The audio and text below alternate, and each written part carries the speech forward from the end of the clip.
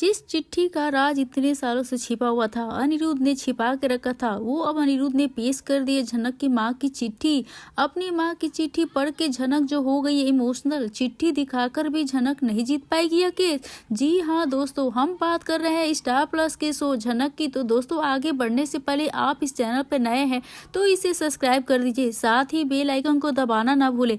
Video अच्छा लगे तो इससे लाइक जरूर से कर दीजिएगा। तो चलिए आगे बढ़ते हैं दोस्तों। सुनो, यहाँ पे झनक जो है ना, आप देखने वाले हैं कि अनिरुद्ध के पास वह राज जो दफन था इतने सालों से, मतलब इतने टाइम से, जो उसने उर्वशी रैना की चिट्ठी को संभाल के रखी थी, किसी को बताया नहीं था सिवाय उस नकली पंडित बृजभूषण के। वह चिट्ठी अब तो निकालने ही वाला है। जी हाँ, कई बार दर्शकों को ऐसा लग रहा था कि अनिरुद्ध अब वो चिट्ठी निकालेगा, लेकिन उस चिट्ठी के बारे में कोई भी बातचीत हो ही नहीं रही थी। लेकिन अब वो मौका आ चुका है, वो समय आ चुका है जब उसे वह चिट्ठी निकालनी पड़ेगी। जी हाँ दोस्तों, आप देखने वाले हैं सुबो जो बोस है इस केस को पूरी तरीके से जकड़ लेगा, यानी वो बहुत ही अच्छा खासा दबाव बनाने की कोशिश करने वाला है झनक के वकील के ऊपर और झनक और बृजभूषण के ऊपर। उन्हें ऐसे ऐसे क्वेश्चन में फंसा देगा कि वो लोग तो कुछ बोल ही नहीं पाएंगे।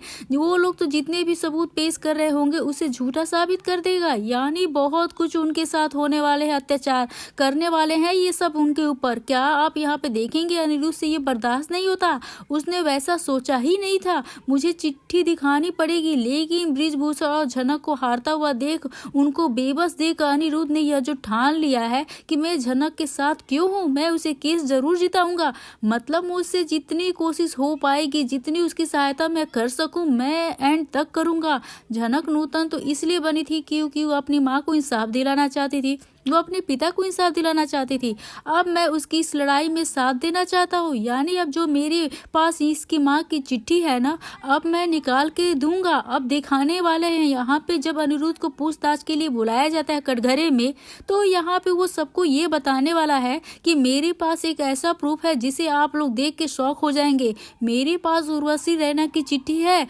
जब वह मर गई थी उन्होंने एक सुसाइड नोट लिखा था। झनक काफी इमोशनल थी उस समय, वह खुद को तो संभाल ही नहीं पा रही थी, लेकिन मेरी नजर उस चिट्ठी पे पड़ गई थी तो मैंने इस बारे में किसी को बताया ही नहीं और उस चिट्ठी को उठा लिया और अपने पॉकेट में रख लिया। तब से झनक को पता ही नहीं कि उसकी माँ ने सुसाइड नोट भी लिखा था। उस सुसाइड नोट में उन्होंने बृजभूषण के बारे में भी लिखा है और सृष्टि के बारे में भी लिखा है। अगर आपको विश्वास नहीं हो रहा है तो मैं वो चिट्ठी पेश करता हूँ आप सभी के सामने, उसके सबके सामने पढ़ के बता रहा हूँ। यहाँ पे जजेस कहते हैं कि ठीक है, आपके पास अगर ऐसा सबूत है तो पेश कर दीजिए, हम उसे जरूर देखेंगे। अनिरुद्ध वह चिट्ठी वकील को दे देता है, लेकिन यहाँ पे झनक खुद शॉक्ड हो जाती है कि मेरी माँ की चिट्ठी अनिरुद्ध के पास, यानी इनके पास मेरी माँ की चिट्ठी थी और इन्होंने मुझे आज तक नहीं बताया। इतना बड़ा राज इन्होंने मुझसे छिपा के रखा और आज सबके सामने यह राज खोल रहे हैं। अनिरुद्ध को बहुत ही शौकीन नजर से देखते हुए नजर आ रही है झनक, लेकिन यह भी देखती है कि उसकी माँ की चिट्ठी सामने है तो सबसे पहले वो अपनी माँ की चिट्ठी को पढ़ने के लिए खड़ी हो जाती है, क्योंकि भाई वह उर्वशी रैना बहुत झनक के बहुत करीब थी। वो उसको अपनी माँ को ही मानती थी। उसकी चिट्ठी पढ़ने के लिए वो बहुत ही तड़प रही थी और वह वकील के पास जाती है और चिट्ठी ले लेती है और चिट्ठी को पढ़ने लग जाती है और पढ़ते पढ़ते झनक जो है काफी इमोशनल हो जाती है। मैंने जाना किया कि जब जो रोने लग जाती है झनक, अनिरुद्ध से संभालता है उसे। और दोस्तों, सबसे बड़ी बात यह है, सोचने वाली है, कि जब वह चिट्ठी पेश की जाएगी कोर्ट में तो इसे भी झूठा साबित कर दिया जाएगा। जी हाँ दोस्तों, क्योंकि आज सृष्टि मुखर्जी कहेगी ये जो चिट्ठी है ना, इसका क्या प्रूफ है कि ये वो उर्वशी रैना ने ही लिखा है। मतलब ऐसे तो कोई भी चिट्ठी लिख के आएगा और कह देगा कि उसने लिखा है, इस चीज को हम प्रूफ नहीं मान सकते, यह तो कहीं से कोई भी लिखावट ला सकता है। यहाँ पे झनक उसको चुप कराती है और कहती है मेरी माँ की हैंड राइटिंग, मैं अपनी माँ की हैंड राइटिंग बहुत अच्छी तरह से जानती हूँ।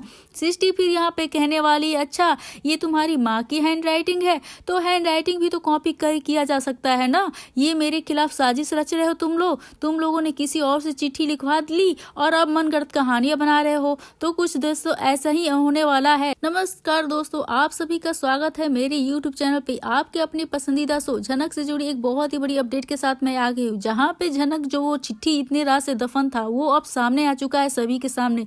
लेकिन वो क्या एक स्ट्रॉन्ग एविडेंस साबित होगा? जहाँ पे इस चिट्ठी पे जो है सृष्टि मुखर्जी बहुत सारे सवाल उठाती है और कहती है कि ये तो कोई भी ला सकता है, इसकी राइटिंग कोई भी कॉपी कर सकता है, ये सब तुमने हमारे पे खिलाफ साजिश रच रहे हो तुम लोग मिलके, और अब मनगढ़ंत कहानियां बना रहे हो क्योंकि मेरे खिलाफ आप लोगों के पास इतना कोई स्ट्रांग एविडेंस तो है ही नहीं। तो अभी चिट्ठी की कहानी लाकर इस केस को और उलझा रहे हो और इस केस को और भी लंबा खींच रहे हो। तो आप देखने वाले हैं कि सृष्टि मुखर्जी ये सारी दलीलें देकर जज को भी मैनिपुलेट करने की कोशिश करने वाली है और कहती है कि इस चिट्ठी को हम प्रूफ नहीं मानेंगे क्योंकि इस चिट्ठी से कोई किसी से भी लिखाया जा सकता है, ऐसी चिट्ठियां तो कोई भी लिख सकता है, कोई भी सबूत पेश कर सकता है और ये स्ट्रॉन्ग एविडेंस है तो उसके पेश करो। लेकिन आप देखने वाले हैं झनक और अनिरुद्ध पूरी कोशिश करने वाले हैं जज साहब इस चिट्ठी को एविडेंस मान ले। अनिरुद्ध भी उन्हें बार बार कन्विंस करेगा कि उर्वशी रैना की ही चिट्ठी है, जब वो मर रही थी तो उन्होंने चिट्ठी लिखी थी, ये मैंने खुद अपने हाथों से उठाई थी,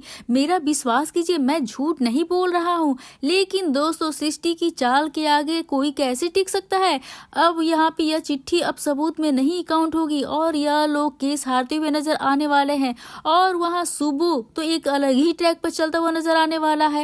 इधर वह मरी हुई उर्वशी रैना के लिए बहुत ही घटिया घटिया गंदी गंदी बातें करने वाला है, यानी वह उर्वशी और बृजभूषण के कैरेक्टर के ऊपर सवाल उठाने वाला है, उंगलियां उठाने वाला है, दोनों की इज्जत की धज्जियां उतारेगा पूरी कोर्ट में सबके सामने। यानी वो बृजभूषण को भी यह सब कहने वाला है अगर सृष्टि आपकी पत्नी थी तो फिर आप उर्वशी के साथ क्यों रहते थे, क्या संबंध था आपका उनके साथ, दोनों ने शादी रचाई थी, यानी बहुत कुछ ऐसा कहने वाला है जिसके बाद बृजभूषण को काफी गुस्सा आएगा लेकिन वो कुछ बोलेगा नहीं। लेकिन यहाँ पे झनक जरूर जवाब देने वाली है, वो चुप रहने वालों में से नहीं है।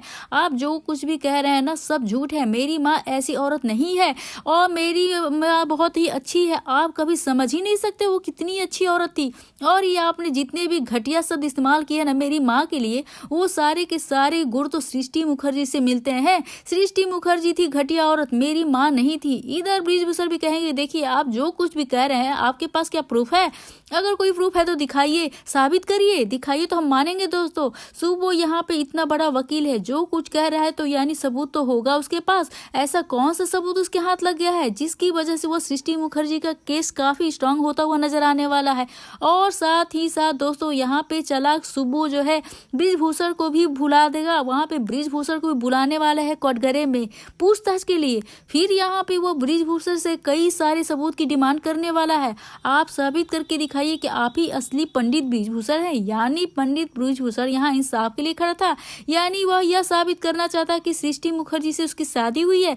लेकिन सुबो यहाँ केस पलट देता है, यानी क्वेश्चन ही चेंज कर देता है और उसी के कैरेक्टर के ऊपर बोलने लग जाता है और वह कहता है ऐसा भी तो हो सकता है ना कि आप नकली पंडित बृजभूषण हो और असली पंडित बृजभूषण है, आप उनके ऊपर गलत आरोप लगा रहे हैं। क्यों भाई इतने सालों से आप अगर कहाँ थे, कहाँ गायब हो गए थे, अगर आप अपने असली पंडित बृजभूषण हैं तो आपके पास प्रूफ क्या है कि आप ही असली पंडित बृजभूषण हैं, क्योंकि इतने सालों में आपको हमने कहीं देखा ही नहीं, हम सिर्फ एक ही पंडित बृजभूषण को जानते थे। लेकिन आप अचानक से आ जाते हैं और सबको यह कहते हैं कि आपके जुड़वा भाई हैं, इन्होंने आपको धोखा दिया, आप अचानक क्यों आए, आप पहले ये बताइए। दोस्तों फिर यहाँ पे पंडित बृजभूषण यह कहता हुआ दिखेगा कि मेरे पास तो बहुत सारे सबूत नहीं है आप जो मेरे साथ मांग रहे हैं, क्योंकि मैं इस दुनिया से बिल्कुल गायब हो चुका था, मैं एक आश्रम में रहता था, मैं इस दुनिया से कट चुका था, इसलिए मेरे पास बहुत सारे सबूत, बहुत सारे एविडेंस नहीं है जो आप मांगेंगे। लेकिन हाँ मेरे पास एक ऐसा सबूत है जिसे यह तो प्रूफ हो ही जाएगा कि मैं ही असली पंडित बृजभूषण हूँ। यहाँ पे आप देखने वाले हैं पंडित बृजभूषण एक ऐसा सबूत देने वाले हैं अदालत में जिसे यह कोशिश करेंगे कि प्रूव करने की कि मैं ही असली पंडित बृजभूषण हूँ। यहाँ पे वो अपना पासपोर्ट देंगे, इसके ऊपर भी कई सारे क्वेश्चन करेगा सुबू, यानी उल्टा सुबू पंडित बृजभूषण को लपेटने वाला है। यहाँ झनक भी देख रही है कि मेरे पिता से जानबूझकर ऐसे सवाल किए जा रहे हैं, लेकिन वो भी ये बात जानती है अच्छे तरीके से ऐसे सवाल तो किए ही जाएंगे और यह हमारी लड़ाई है अपने मजबूत बनना ही होगा, इनके हर एक सवाल का जवाब हमें जरूर देना होगा। पर दोस्तों यहाँ सुबह किस तरीके से और किस वजह से फंसाए उनको उन्हीं केस में, यह देखना काफी दिलचस्प होने वाला है, क्योंकि वह बहुत ही चालबाज इंसान है, पहले ही वो धोखे से यहाँ तक पहुंचा है और यहाँ पे झनक और बृजभूषण यह केस हारते हुए नजर आएंगे। दोस्तों मेकर्स ने अभी यहाँ काफी ज्यादा सस्पेंस बना कर रखा हुआ है कि कौन केस जीतेगा, कौन केस हारेगा। शुरू शुरू में तो यह दिखाया जा रहा था कि बृजभूषण के पास बहुत सारे ठोस सबूत है, पिक्चर्स हैं, जिसके बलबूते पर वह केस बहुत आराम से जीत सकता है। लेकिन सुबू की चालबाजी के आगे उनका यह केस कमजोर होता हुआ दिख रहा है। तो क्या यह मान लिया जाए कि सृष्टि मुखर्जी केस जीत जाएंगी और वह कभी जेल नहीं जाएंगी, या फिर कुछ ऐसा चमत्कार होगा,